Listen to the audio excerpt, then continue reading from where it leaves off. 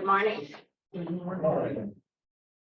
This morning, well, actually several years ago, Marianne Lundy wrote a piece for, I think it was for a church newsletter called Why Social Action. And this is her response to the question. The question is sometimes asked about Presbyterians and our position on social action that relates to the society around us. Are we to act only on religious matters, matters of spirituality, or are we instructed to witness in public and on issues of society? In other words, do we have a responsibility to act on issues of justice, equity, and compassion for all? The answer is very clear for us as Presbyterians. Our actions on social issues are rooted in a deep theological concern for faithfulness to God's will for the world. Through General Assembly, we study and act on behalf of God's will. We have adopted statements of faith upon which we have our actions at a particular time. Thus, to be a Presbyterian is to speak to the issues of our day. It is to speak and act on moral and social issues as the body of Christ and as individuals. We are called to reveal God's grace in places of suffering and need, to restrict the forces that tyrannize, and to support the forces that restore the dignity of all persons. In these ways, we believe that the gospel is most fully proclaimed. I hope these words of Marianne's challenge us to do God's work, because this morning we are going to do some work. The fourth Sunday of each of these adult education series has been to look at ourselves, our church, and our community, and talk about what we can do to address a specific problem, in this case, poverty. As an introduction to today's work, Cece is going to show two short videos, one from the Interfaith Shelter and one from the Sky Center. I wanted to show and highlight two very different agencies that First funds. All of you are familiar with the good work of the Interfaith Shelter and probably have volunteered one time or other. You will notice a few familiar faces in this video: Eric Mason, Marianne Lundy, Larry Haslam, Marilee Blanchard, and a few more who were instrumental in getting the present-day shelter opened in 2010. For many, being homeless is a year-round 24/7 proposition. But public awareness is heightened each year when the weather starts to turn. It's no fun sleeping outside when it's cold, and for some, it can be deadly. But there seems to be more places now where the homeless can get a warm night, maybe even a warm meal during the winter. A coalition of faith groups has now officially entertained the first overnight homeless guests at a new facility along Cerrillos Road.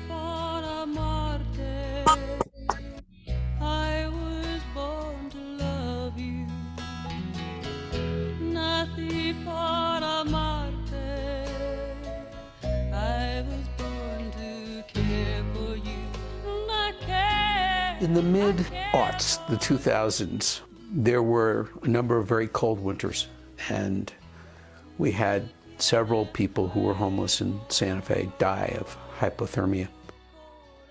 That began a concerted effort to find protection for people in the winter. Various faith communities scrambled to find a place, and it was a different place every winter. This went on for several years.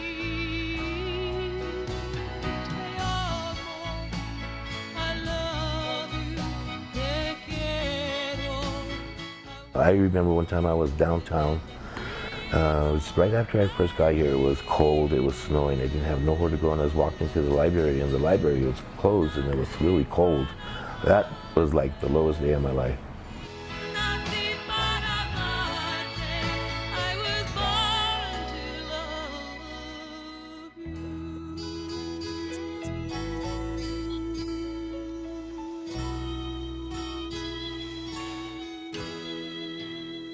This is the video at his place.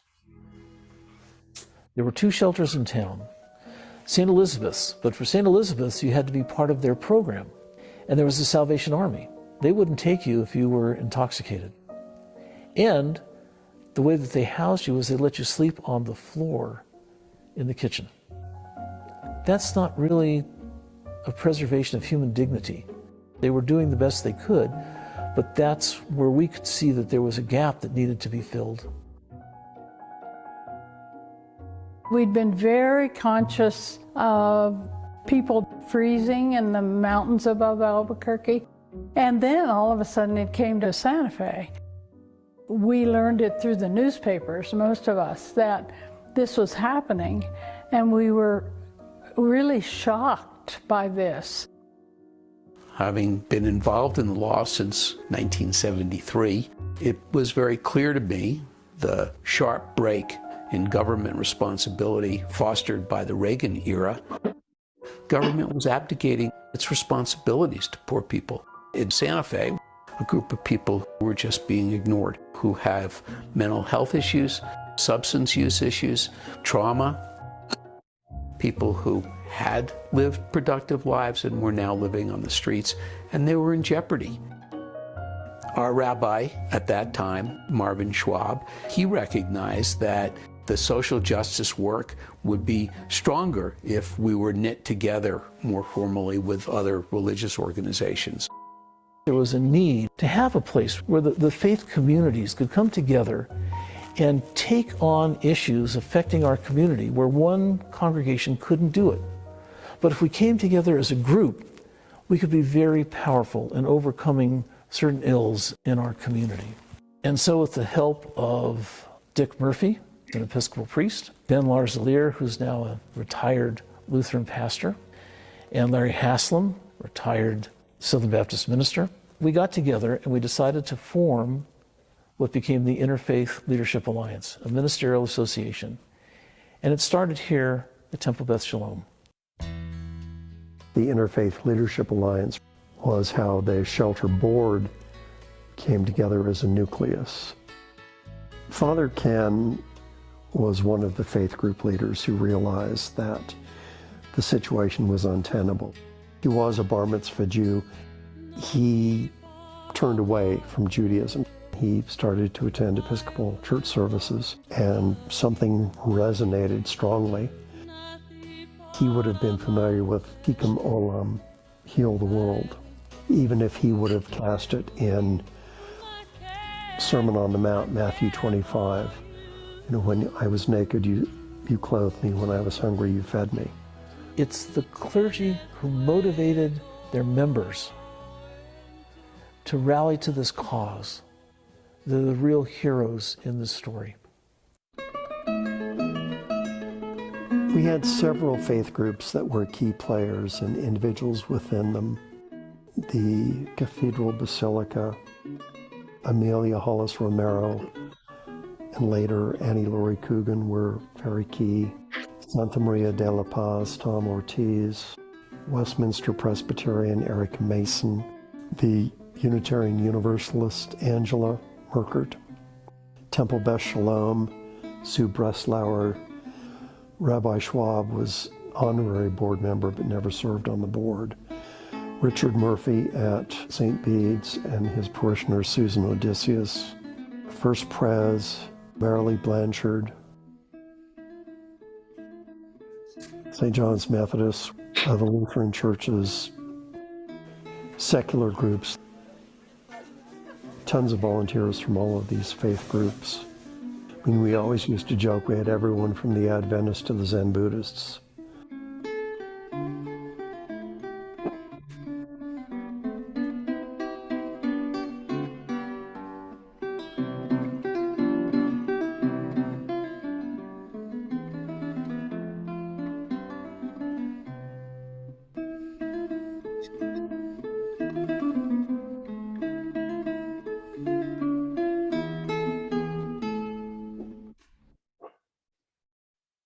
In the winter, there wasn't a safe place for women with children to go, to have a place to sleep.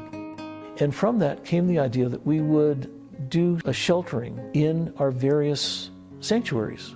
And we managed to get cots and sleeping bags donated, and we would rotate.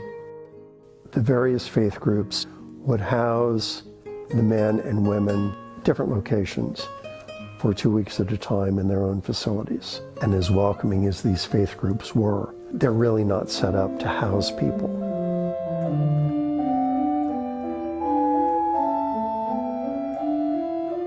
The men that were staying at Holy Faith were here at noon standing outside the sanctuary. There's a kind of terrace.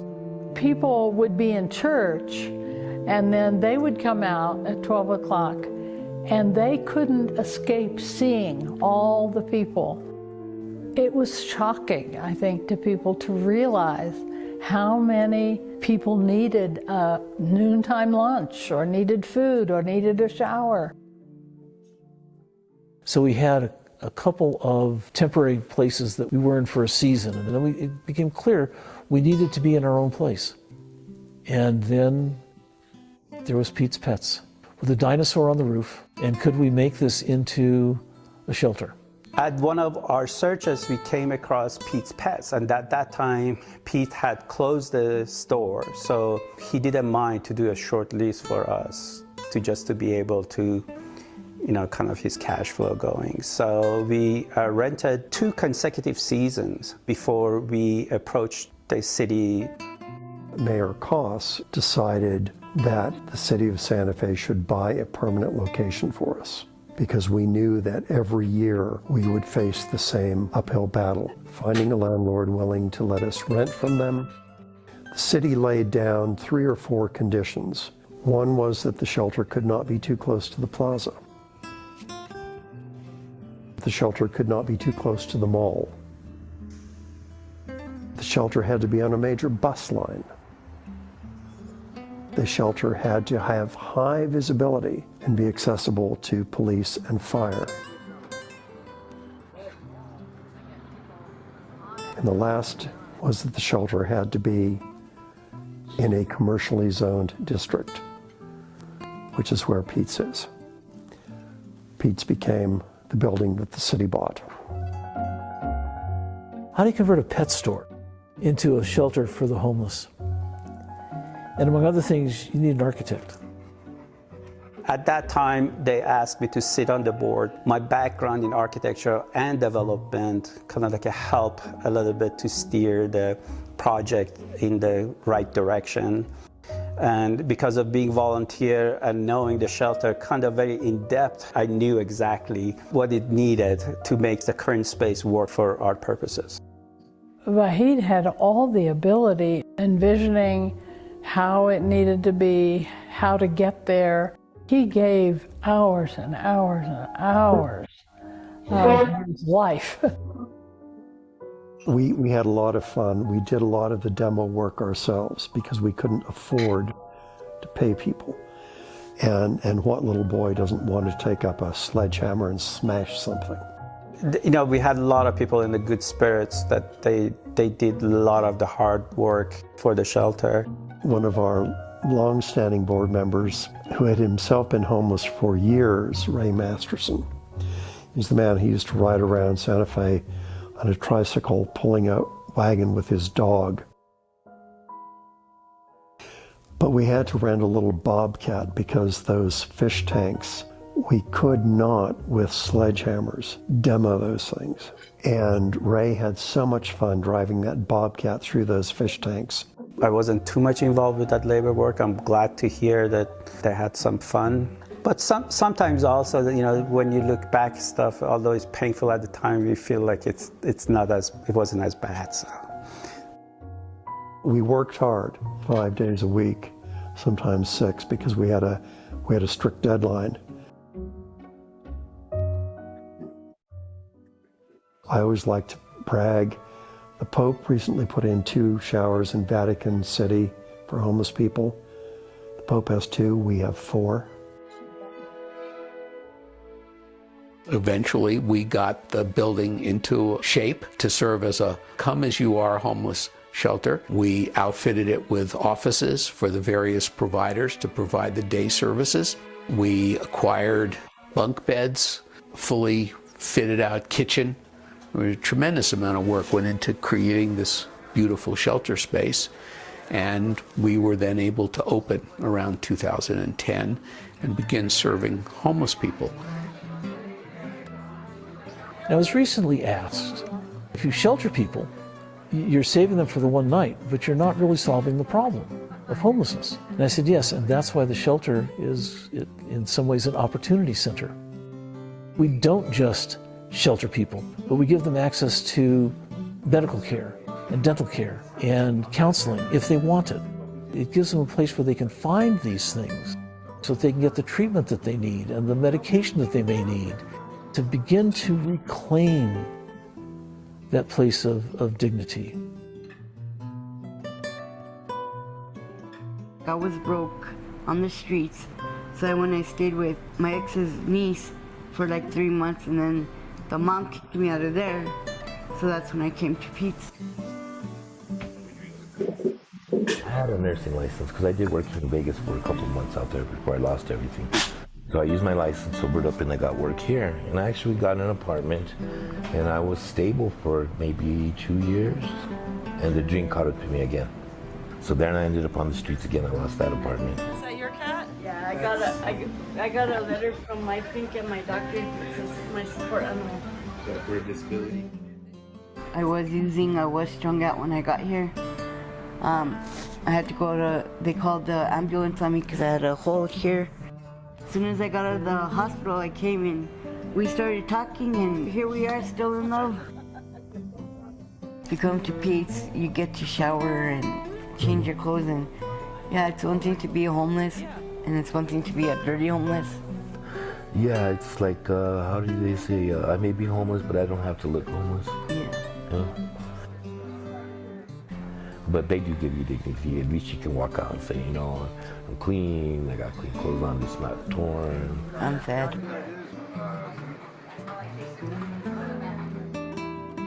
Pete's was a big stepping stone for us. We were actually staying here up to the last day when we moved into our apartment now. Yeah. And I remember that day we took this what stuff we had and we said bye. Went and unlocked our door and moved in. Yeah. My name is Kenneth Seaman. I'm the rector of Holy Faith Episcopal Church. Who are the homeless? The homeless are people like you and like me. There are some people who have various problems. There are people who have been very down on their luck. There are people who have been divorced. Many of these people work. They just don't make enough money to come up with their first and last month's rent. And so I leave this place any night that I'm here and think, you know, there is no difference between most of the people here and me, except that they have nothing, and compared to them, I have everything.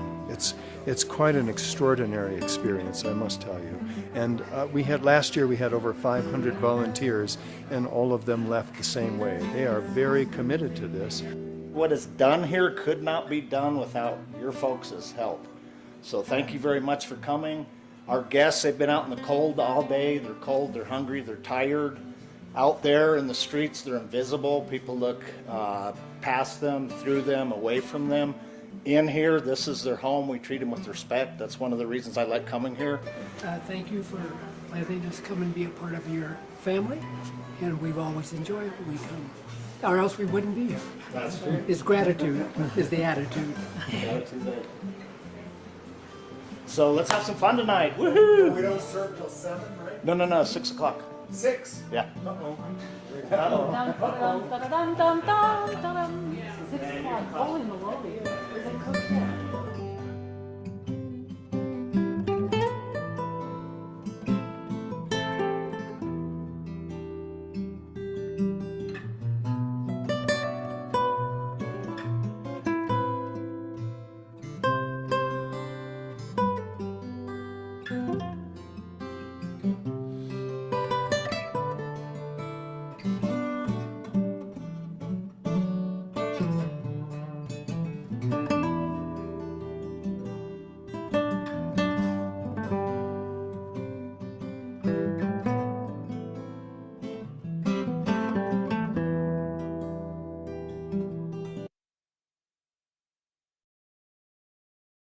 Any comments? I think I learned a lot, Richard. Didn't mention St. Elizabeth's and Jim Brown.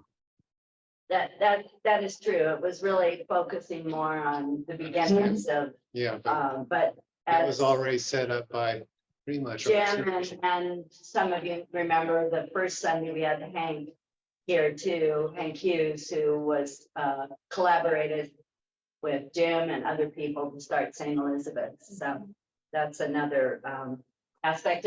And two of the things I wanted to mention about this too, there were two programs within the interfaith shelter that we also, as a church, donate to. And one was the chaplain Joe at the end of the story that goes out at night with sleeping bags, with hygienic materials, warm coats, warm gloves, and he drives around town and gives things to people who, for one reason or the other, cannot make it into the shelter. And then the other program that they mentioned was the healthcare for the homeless, which is run through La Familia, and we also donate to that. Gina, is there anything else that you saw in this that we should mention? Well, we saw Ramos Sozi, who was on there, who's Bonnie Sozi's husband, who is with the alternative response unit that is out there the same way, helping those in the streets, helping during the day for anything people need. And I went with him one day afternoon to find out what he does. It's amazing work. So we have so many different groups doing all these wonderful things. It was good to see Ramos and all the other people. Was that through the city, that program? That's through the city, right? And so we've actually called Ramos a lot because we've had some situations around the church. And they are, they're pretty quick to come, and they, case workers and so forth, help individuals if they need it. That program as well. Yeah, he's a firefighter EMS, but he people on the street. Judy, if I might mention something, Jan and I went to their annual fundraiser dinner, which is the Labor Day weekend. That's the Thursday of Labor Day weekend. We've gone to dozens of those over the years, dozen different fundraisers, and that dinner was the best dinner we've ever had, and it was a great event. It really indicates the support that the group has, that the here in Santa Fe. It was really amazing, so I highly recommend it. Liz? Well, our church was one that opened at night for the women before this came into being. And Westminster, of course, the man, and several others. So the other thing is, when we first got the Pete's, that was a second place in town. Yeah. One was on St. Michael's, the first. Well, the second place was Pete's, and we used to wash the dishes in the bathtub. In the pet, where they wash the pets. Yeah. The first, at least the first, at least the first season. I Maybe forgot 2 that. seasons. Yeah. Any other questions or comments, Jean? We continue to give to the Women's Safe Haven, which is Right. a part of the Interfaith Community Shelter, but a separate entity that we have funded individually.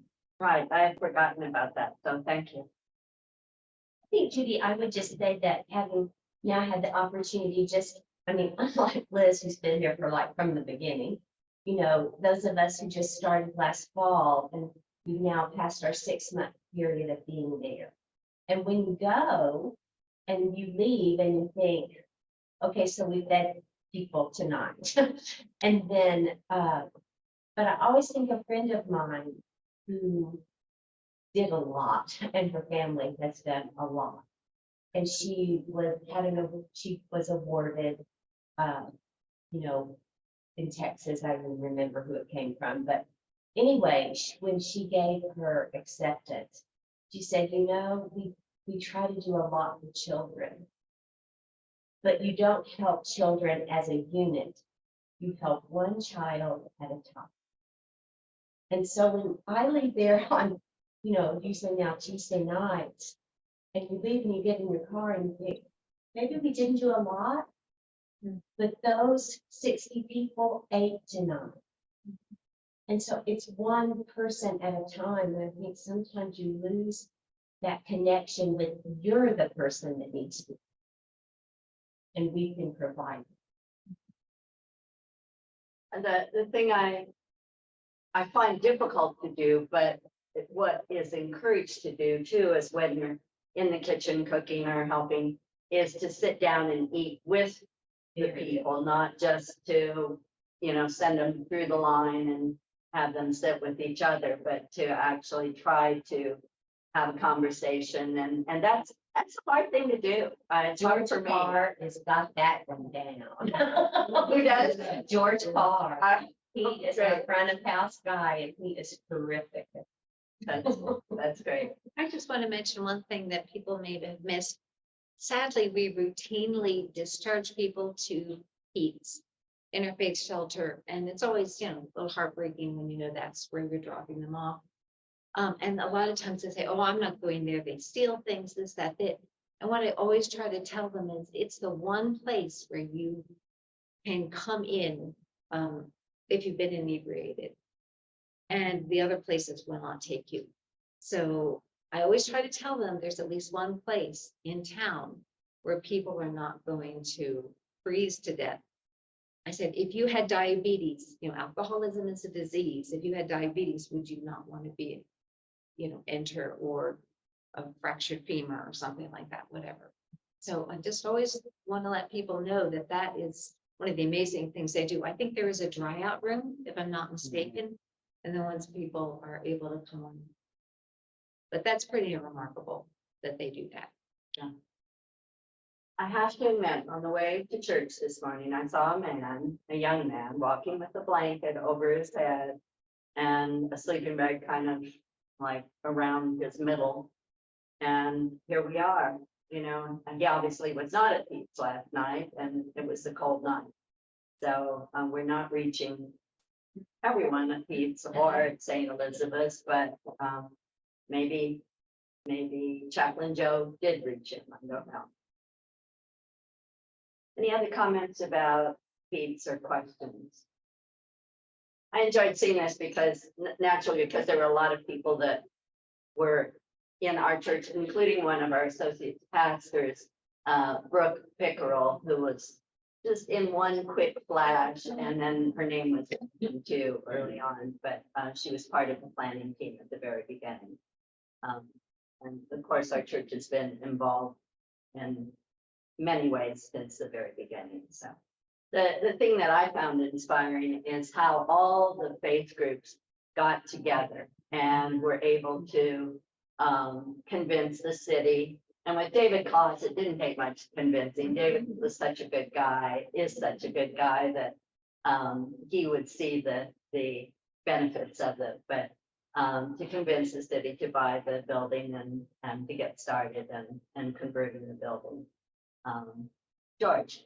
Just a comment on homelessness in general in one sense, but then the specifics of our experience here in Santa Fe and the stream of things, like Salvation Army and St. Elizabeth.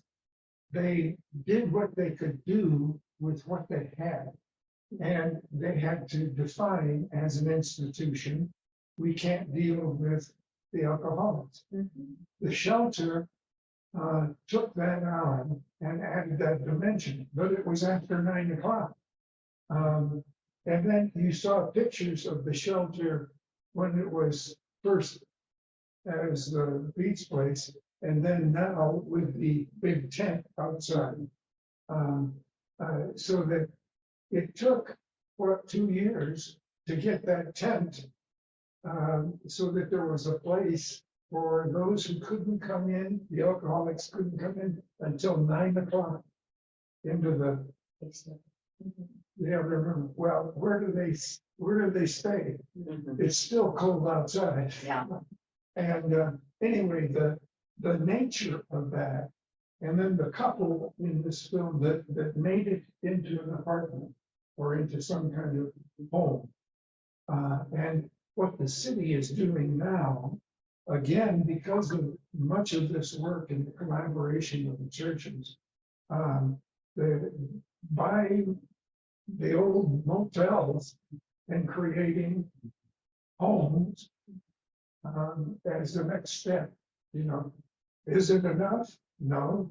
The guy you described was right outside here when we came in this morning. So there's still the need. How do we handle it? What's it going to take? The social contract in Santa Fe is still a mission we have to be present in. I think we've all watched on the news how Albuquerque has struggled with, do they move a homeless camp? Do they keep a homeless camp? What do they do? And it does seem like an overwhelming problem sometimes, but as Mary said, we're 60 at a time, or there have been times when it's been 100 at a time. And it's encouraging that our church has been so active and involved from the very beginning. I wanted to show a second much shorter video. Sky Center may be new to you, and it was awarded the Pinon Award this year, which is an award that Santa Fe Community Foundation gives for nonprofits that have contributed a lot to the community. And so we're going to see a very short video, but before, because it is so short and doesn't really describe the depth of their programs, I wanted to read just a little bit of what they sent us as a thank you note when we contributed $2,000 this past year to Sky Center. It's located in Ortiz Middle School on the south side. And I want to read through just 8 of their different programs. They do free family counseling for youth experiencing a number of difficulties and behaviors associated with suicide risk, and empower youth and families coping with painful and other traumatic events. They have a small group counseling curriculum for students identified by their school counselors as needing additional support, increased inner and social resources, and coping skills. Christus St. Vincent has a 24/7 response and outpatient treatment where they send people who come to them, young people. They have a program called Postvention Response, which is a group of experienced professionals and community volunteers responding school-wide after a student's suicide death or some other crisis that go into the schools. They have a program called Natural Helpers, which is a training program for a diverse group of middle and high school youth and their adult sponsors that help them to learn the suicide warning signs and how to build a safer, more caring, inclusive school community. They have a suicide awareness training, that's what it is offered for adults that addresses issues and behaviors associated with suicide risk and focuses on individuals who have daily contact with youth. They have a program called the Toolkit for Wellbeing, which are workshops for educators. And they have a graduate and advanced studies training program for 11 master's level intern students, practicing clinicians and physicians that will increase the number of health professionals in Santa Fe who have the skills to diagnose adolescent depression and meet the complex needs of high-risk youth and their families. They serve all of their programs are free, and they serve youth from 0 to 22, and also the families that are part of the youth. So we'll see a very short video on Sky Center that was part of their program for the Pinon Awards.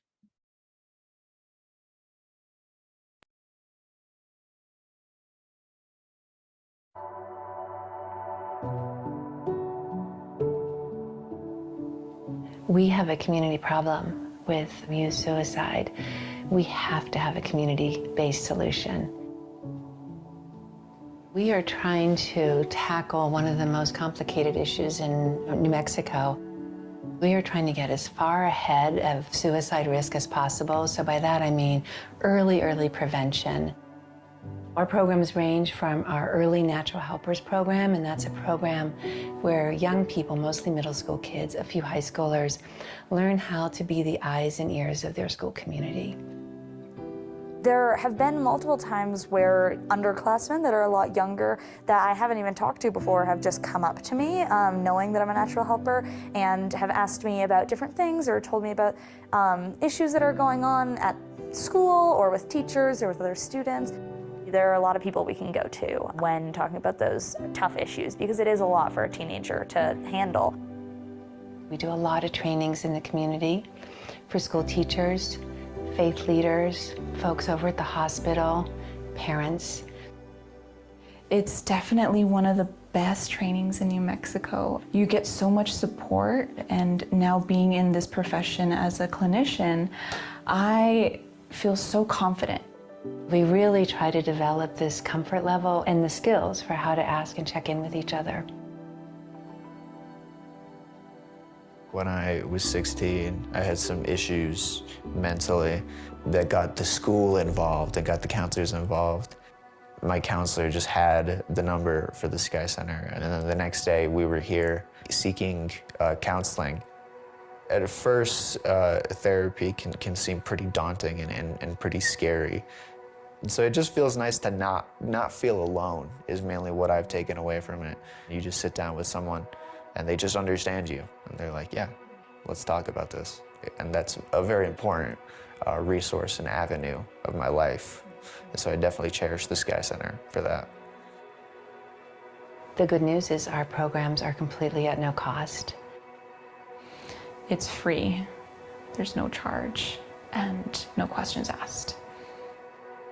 So we need to learn how to be present and feel hopeful so they have that hopefulness, and be resilient to bounce back. How do you teach hope? Because hope is a powerful antidote to suicide, and hopefulness is challenging for families. This is not easy stuff.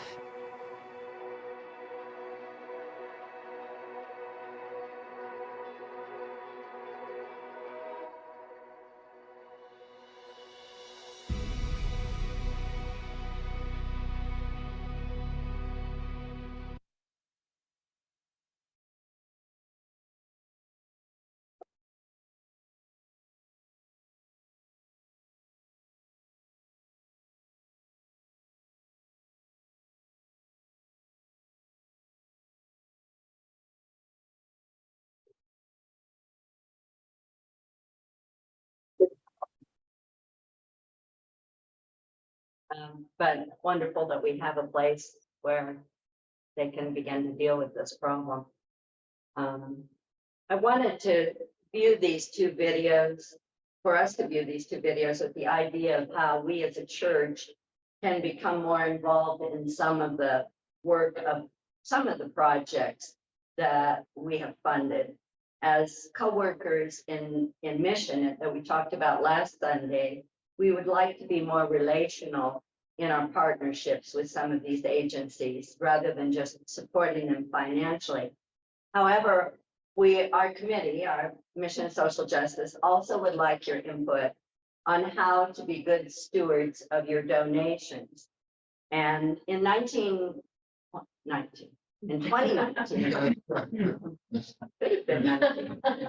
Mission and Social Justice used this questionnaire that I'm going to hand out in a minute, that you'll see on your screen too, I think, in a minute. Okay, that's not a problem.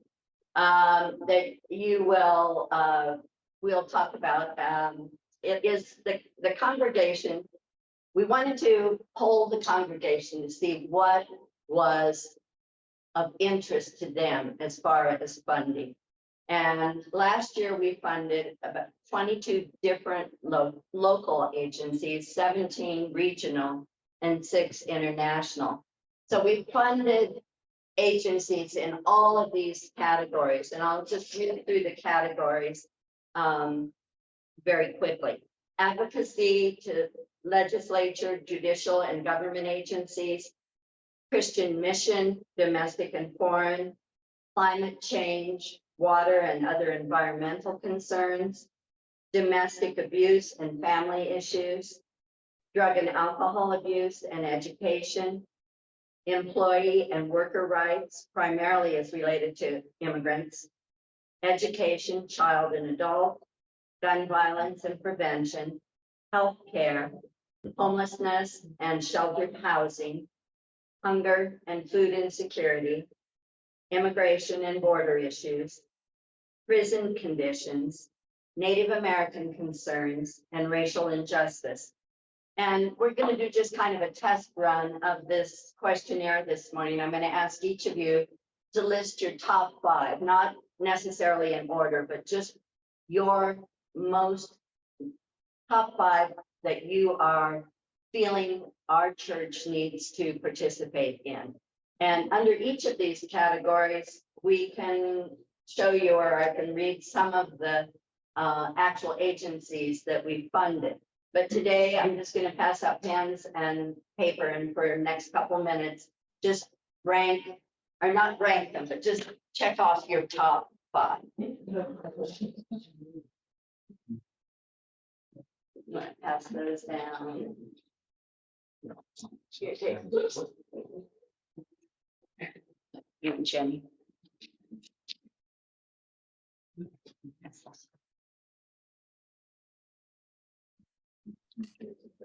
Judy, this is Jeanne. Will this survey be at the church today? Just mentioning it. Okay.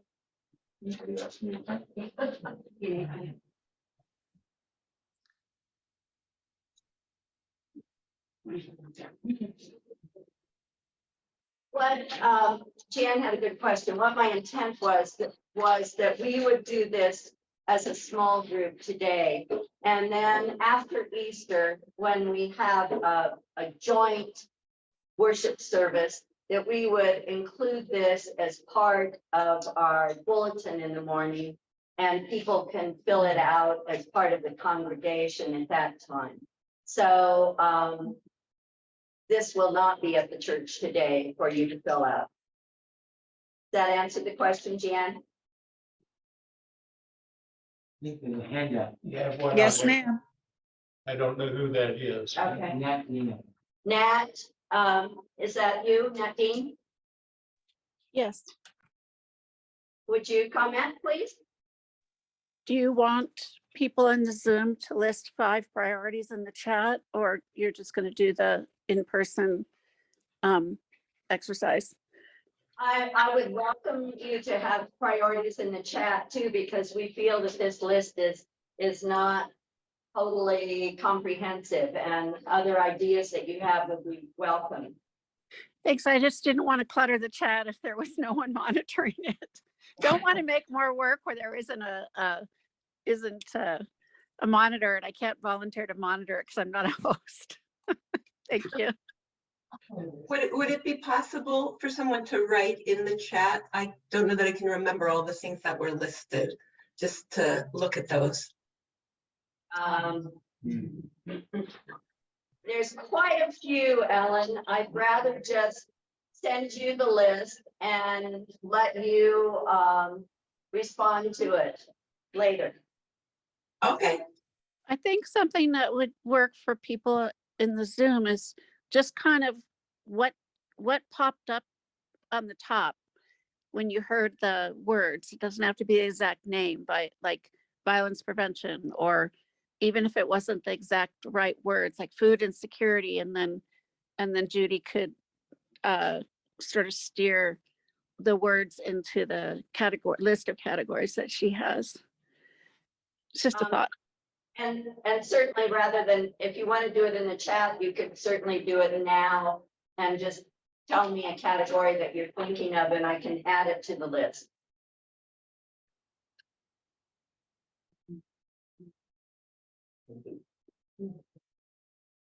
She muted herself.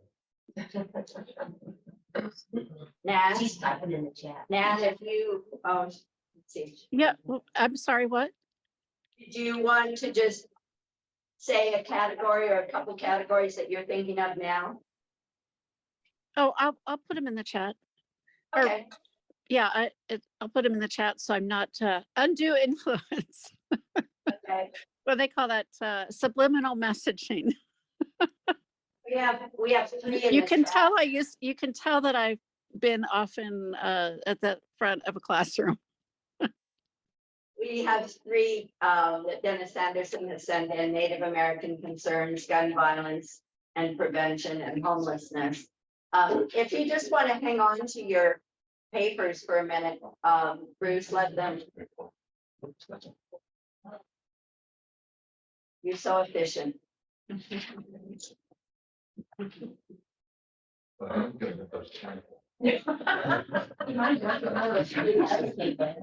Has everyone had a chance to mark theirs?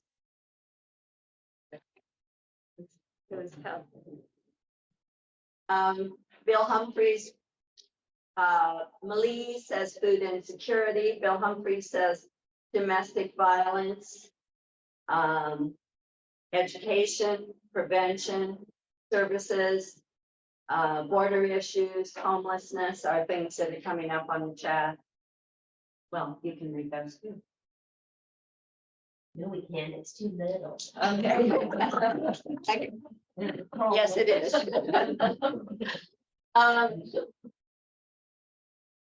Would any of you care to share a couple of your categories, or maybe you're the one that jumped out for you right at the very beginning?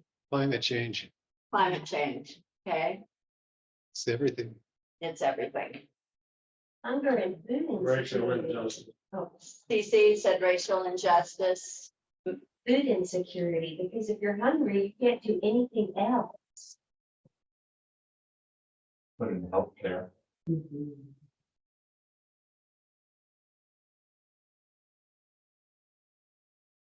Any other categories that come to mind that you think are super important?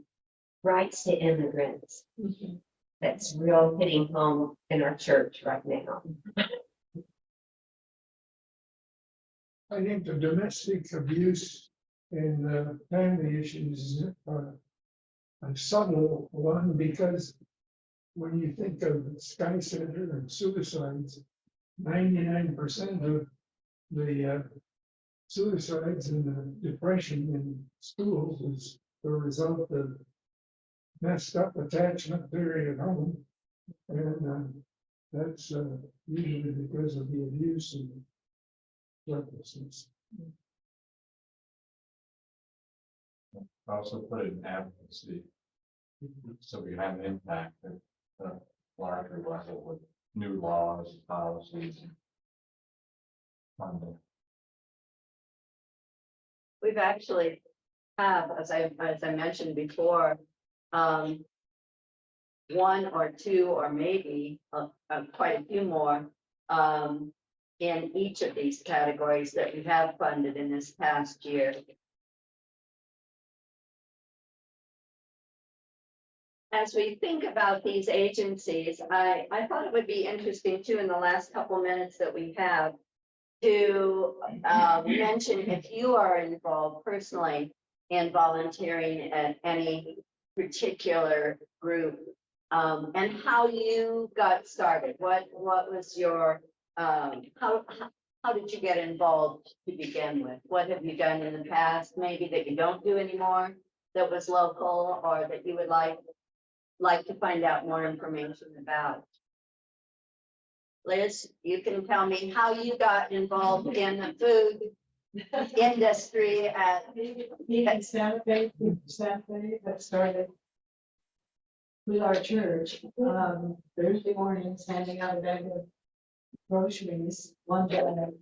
So when the pandemic hit, though, we stopped.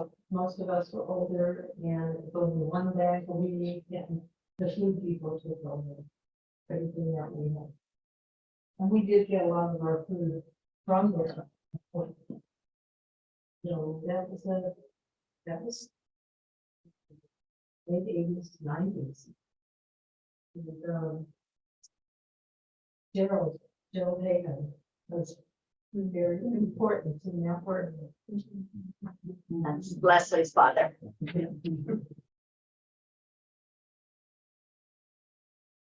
I was involved in a group back in San Antonio that helped to put backpacks together for immigrant children when they were coming across the border, because San Antonio is a real big place where especially people come up in Texas.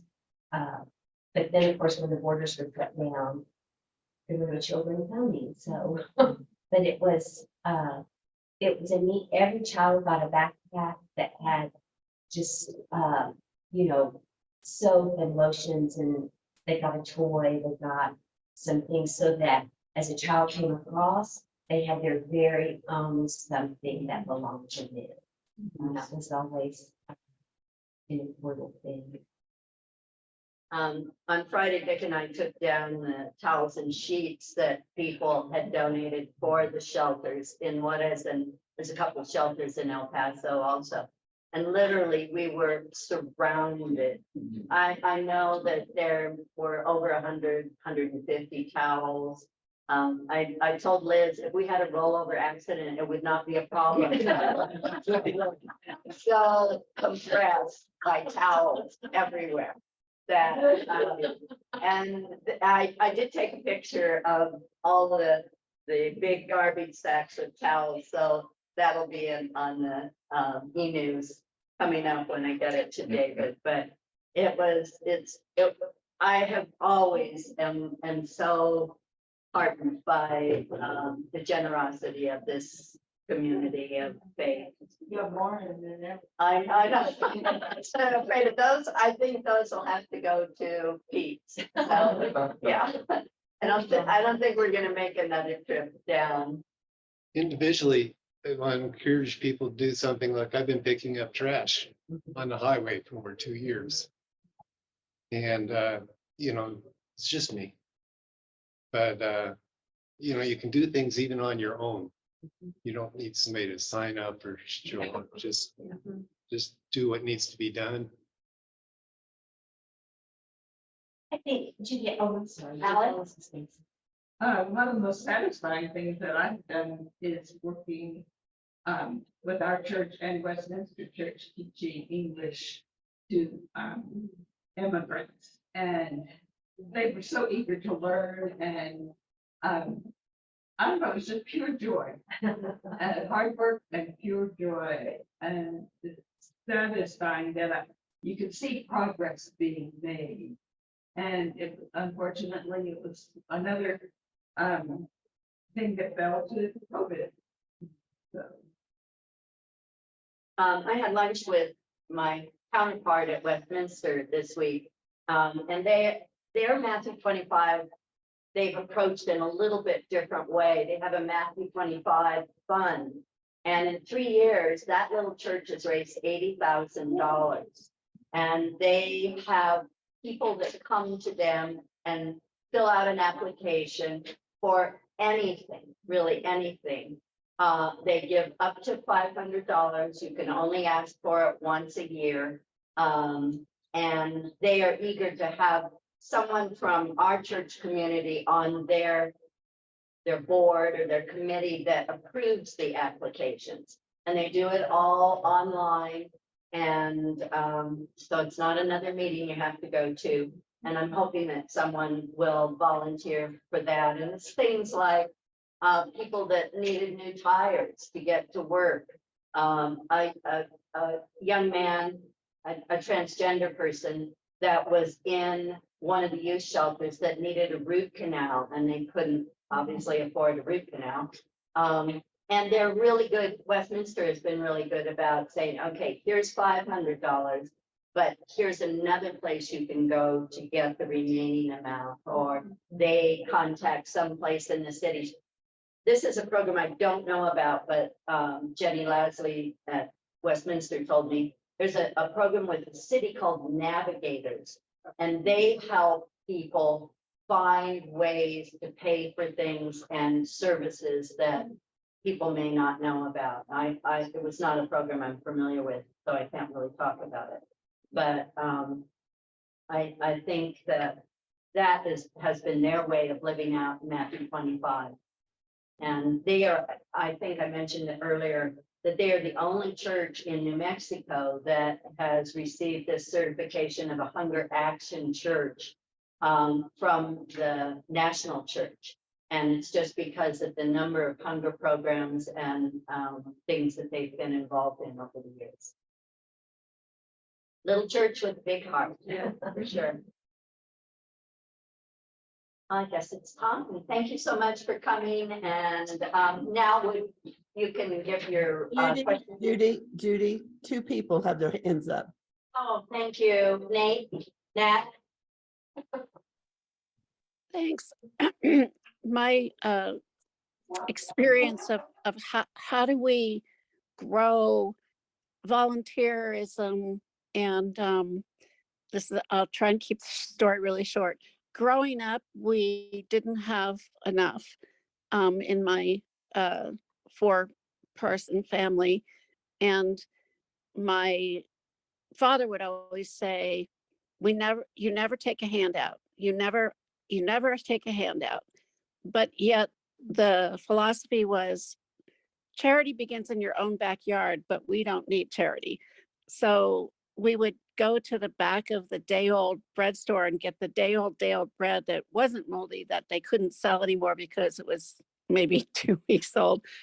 And kind of in the dark of night, we would get the government issued cheese, and that was left over and thrown out. So in some ways that was a mixed message, but I remember being brought to places as a child to volunteer to help others. And then even being like maybe 9 and working as a volunteer at one of the very first Head Start locations in Northern California.